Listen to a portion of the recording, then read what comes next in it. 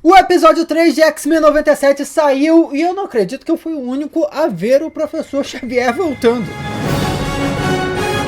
Olá, como vai? Tudo bem? Eu sou Miguel Loquia e essa é a minha análise e nota do terceiro episódio de X-Men 97. Que episódio incrível, mas tem muitas surpresas nele que podem ter passado batidas ali e eu consegui pescar. Primeiro, a abertura tá mudando a cada episódio, não é? E nessa abertura aqui houveram vários detalhezinhos que passaram assim, mas são bem interessantes. E eu já tô começando a teorizar que talvez essas pequenas mudanças que estão rolando nas aberturas podem ser um prenúncio do que vai rolar em episódios futuros, uma espécie de prévia, um teaser da história por vir, e até mesmo referências a coisas que estão rolando agora na trama, que faz até mais sentido. Vamos ver aqui as cenas novas e conversar sobre elas. Tem uma ceninha do Mancha Solar fugindo para um beco sem saída e dando de cara com uma grade. Nós vimos que o Mancha, o Roberto da Costa, apareceu nesse episódio, então é natural que a abertura tenha incluído uma ceninha dele, e esse momento pode estar representando de uma forma geral ele sendo perseguido por humanos, sofrendo preconceito, mas também seria interessante se fosse a prévia de algum outro episódio que está vindo aí que possa explorar mais a história desse personagem, que pelo jeito vai ter mais participação nessa série aqui do que o esperado, do que eu esperava pelo menos. A nova cena seguinte é talvez a mais chocante, porque mostra a Imperatriz Lilandra do Império Shi'ar com o Professor Xavier ali do lado dela, vivinho da Silva. Eu avisei que o Professor Xavier poderia voltar nessa série, hein? E só para reforçar, no fim da série clássica, o Professor Xavier morreu para a humanidade, para a Terra, porém, um sinal havia sido transmitido para o Império Shi'ar, um pedido de ajuda, e a Imperatriz Lilandra veio e levou o Professor Xavier para lá, para o espaço, para tentar salvá-lo com a tecnologia deles. Na série original não foi nos dada a resposta disso, não é? A série acabou assim, mas a resposta pode estar aí na nossa cara, é um spoiler que a abertura pode ter nos dado, simplesmente. Outra ceninha é o do Scott Summers na Lua. Seria aquele ali, o lado azul da Lua, uma famosa zona habitável na Lua, no universo Marvel, e ele tá perante a Jean Grey possuída pela Fênix. Uma história que não é mostrada diretamente nesse episódio, mas tem tudo a ver com a história que se desenrolou aqui. Depois tem uma ceninha da Vampira dando um beijo no Gambit por cima da mão, e depois humanos fugindo de sentinelas no meio da luta entre os mutantes, a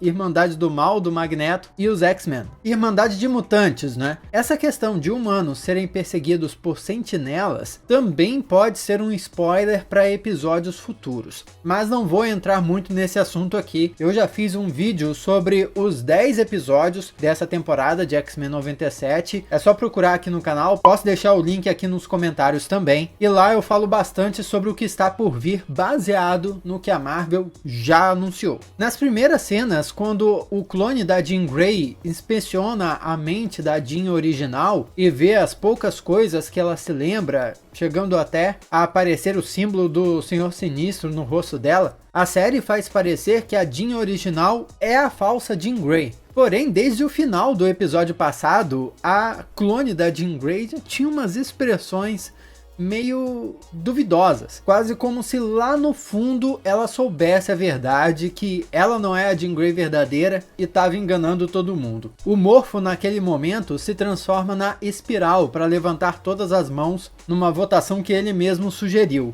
E a Espiral é uma antagonista dos X-Men relacionada ao Mojo World, que é uma realidade alternativa controlada pelo Mojo, que faz uma espécie de reality show brutal usando mutantes. É incrível ver ela aqui, talvez nós não a vejamos nessa temporada, espero que sim, mas todo esse núcleo do Mojo World, do Mojoverso, seria incrível de ver modernizado nessa série atual ou até adaptado para um filme dos X-Men. Assim como a série original, tá X-Men 97 sendo lindamente fiel às HQs, porque a Madelyne Pryor se revelou como Rainha Goblin, com um visual talvez não tão erótico quanto o dos quadrinhos, mas muito semelhante E curioso que nas HQs tudo isso rolou em um arco chamado Inferno. Jubileu e Mancha Solar viraram namoradinhos, parece, e é impressão minha ou os personagens na TV do programa que eles estavam assistindo parecem demais o Peter Parker e a Gwen Stacy. Pelo menos me lembraram muito.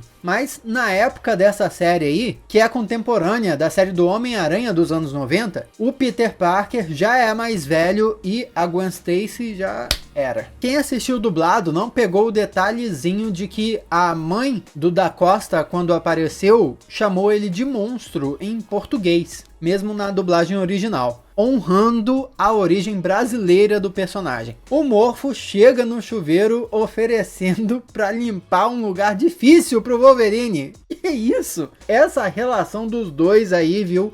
Eu fiquei me perguntando, será que o Morpho se transforma na Jean Grey escondido e rola uma parada? Fica no ar. O Wolverine, coitado, apareceram dois Jean Grey, não sobrou nenhuma pra ele, né? A extra que apareceu acabou indo embora no fim do episódio. Nas visões infernais, o Sinistro apareceu pro Morpho porque lá nos primeiros episódios de X-Men, o Morpho morreu e depois voltou sofrendo lavagem cerebral pelo Senhor Sinistro, sendo forçado a se voltar contra os X-Men, inclusive. Essa experiência foi tão traumática para o Morpho que ele se sentiu incapaz de voltar a ser um X-Men por um bom tempo, e explicou isso bem por alto no episódio. A visão do Gambit é espantosa, porque ele viu a Vampiro e o Magneto não só se tocando, mas se fundindo, muito mais do que os dois poderiam fazer. O que me fez lembrar até de uma coisa que eu vi o pessoal comentar nos comentários dos meus vídeos antigos, e até em fóruns também. O Gambit e a Vampira sofrem por não se tocarem, mas e o colar inibidor de poderes que colocam nos mutantes? E se ela usasse aquilo de vez em quando para que eles conseguissem se pegar? Na ilusão, a Vampira ainda manda o Gambit de volta pro pântano. E isso é porque o Gambit é de Nova Orleans, na Louisiana, uma região pantanosa dos Estados Unidos. Já o Ciclope é confrontado por uma versão bizarra do Professor Xavier, e o Bishop é confrontado pela sua irmã, a Shard Bishop, que morreu num arco da série clássica. Agora, é muito bom como o Fera reage a isso tudo, né?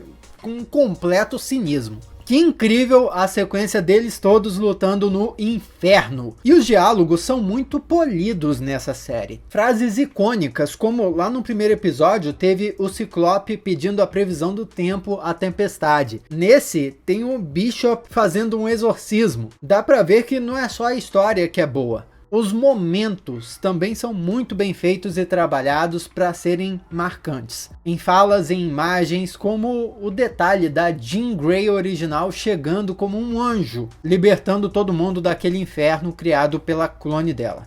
Encarando a Jean falsa, o Morpho se transforma na Ilana Rasputin, a magia. A aparição dela foi significativa, já que ela é conectada a uma dimensão infernal, o Limbo, e é irmã do Colossus, em quem o Morpho se transformou no episódio passado. A presença do Morpho nessa série é excelente porque, além dele ser um personagem legal, também rolam essas homenagens a personagens que talvez não vão ganhar um espaço durante essa temporada, né?